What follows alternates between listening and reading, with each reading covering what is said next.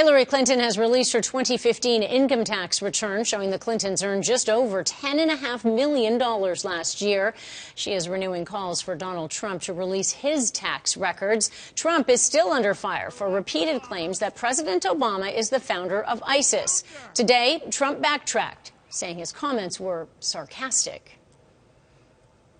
Both Trump and Clinton score high on unfavorable polls. And as Aarti poll reports, that's opened the door for independent candidates.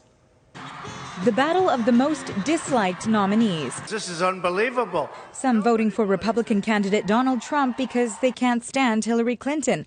Others say at the very least a vote for the Democratic candidate will keep Trump out of the White House. This election cycle has left many U.S. voters feeling stuck between a rock and a hard place. I don't want to vote for Hillary, and I don't want to vote for Donald Trump, and so there's got to be somebody else. With so many voters feeling frustrated, could this be the year for an independent candidate? I think Americans ought to be able to vote for somebody that they're excited about. Former CIA agent and policy director for the House GOP, Evan Mcmullen, believes he is America's last hope in the November election. Both of our major party candidates are unfit for the responsibilities they seek. He's not the only candidate attempting to woo the disenchanted. I want to recognize the people coming out of the Bernie Sanders campaign who helped launch a revolutionary political movement. A shout out to the Sanders supporters from the Green Party candidate.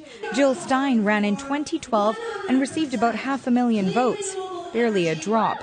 Obama won with 62 million votes that year. Gary Johnson is the Libertarian candidate. The former New Mexico governor ran for the GOP nomination in 2012.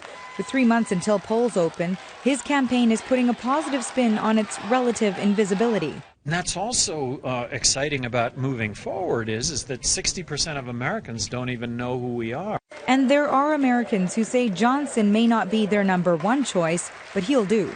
I can live with probably 3/4 of what he says, and you're discounting the other couple of issues that you may not agree on are not deal breakers. Not an ideal method for choosing your president.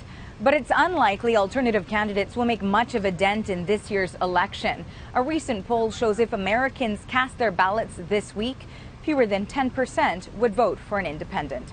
Aarti Poll, Global News, Washington.